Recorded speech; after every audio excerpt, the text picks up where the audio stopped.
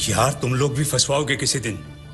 ये बॉडी तो डिकम्पोज होना शुरू हो गई है, ज्यादा देर ड्रामा नहीं चल सकता।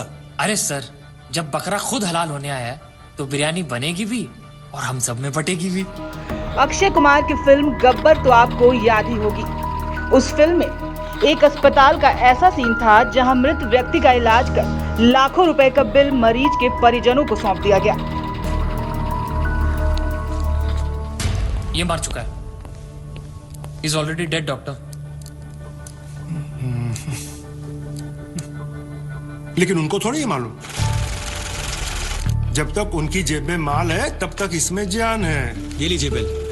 ऐसा ही एक मामला राजधानी रांची के सैमफोर्ड अस्पताल से सामने आया है, जहां नीलिमा झा नाम की 60 साल की महिला भर्ती कराई गई थी, जिसके इलाज के नाम पर परिजनों से 5 लाख रुपए लूट लिए गए।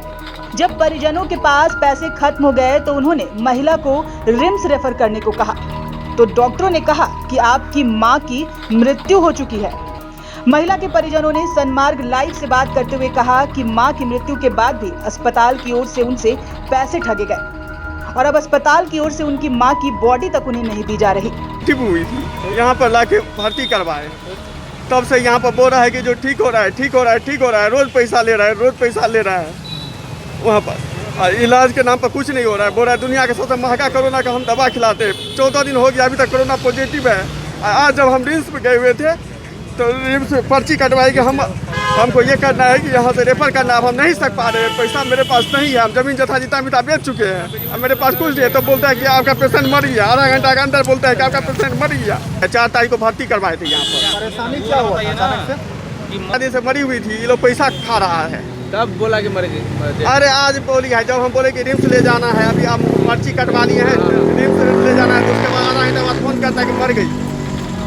वहीं दूसरी ओर जब सनमार्ग लाइव की टीम ने सैमफोर्ड अस्पताल के जनरल मैनेजर महाप्रबंधन से बात की तो उन्होंने बताया कि हम उन्हें मदद करने के लिए तैयार हैं, लेकिन उनकी मां की मृत्यु कोरोना से हुई है, इसलिए सरकार के दिशा निर्देश के अनुसार ही महिला का अंतिम संस्कार किया जाएगा।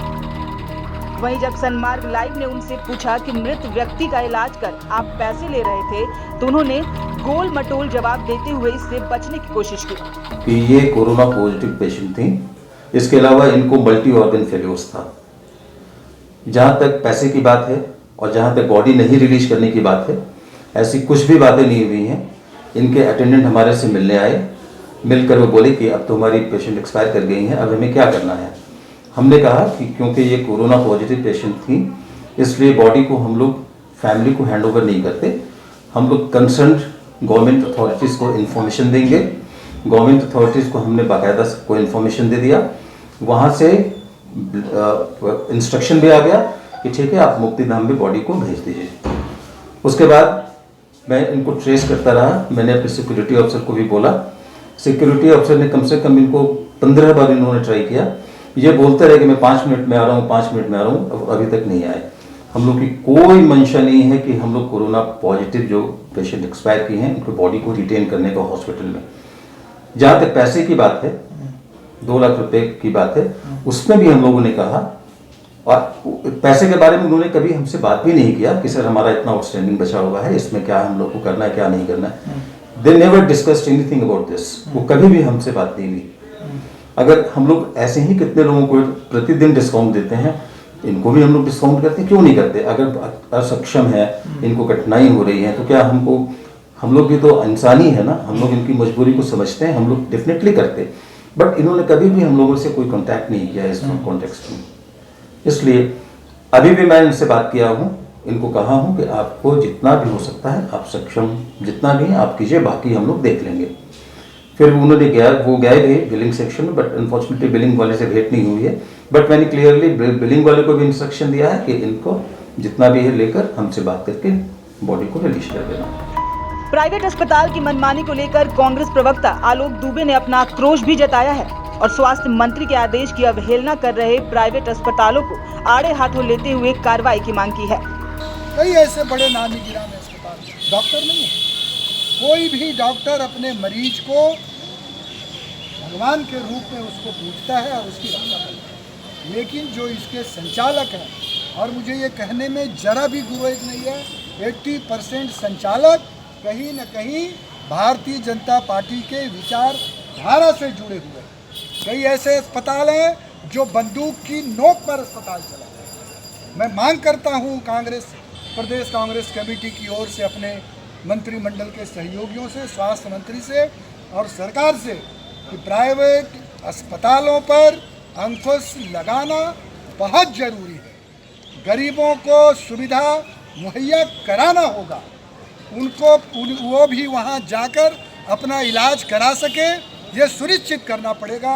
क्योंकि जनता ने रघुवर दास की भाजपा की सरकार को इसलिए हटाया है कि लोग चाहते हैं कि गरीबों का भी इस राज्य में इलाज हो, इसलिए हम मांग कर रहे हैं।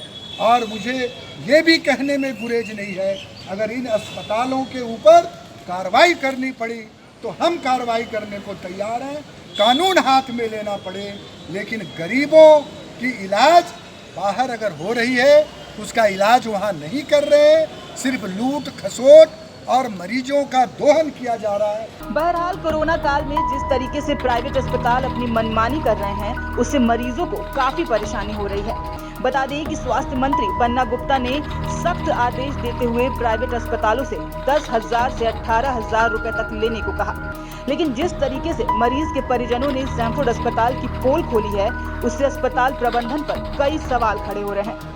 कोरोना में डॉक्टरों को भगवान का दर्जा और कोरोना वॉरियर्स के तौर पर सम्मान दिया गया, लेकिन जिस तरीके से अस्पताल प्रबंधन और डॉक्टर्स मरीजों के साथ लगातार खिलवाड़ कर रहे हैं, उससे यह तो साफ जाहिर हो रहा है कि लोगों का निजी अस्पतालों पर से अब भरोसा उठ रहा है।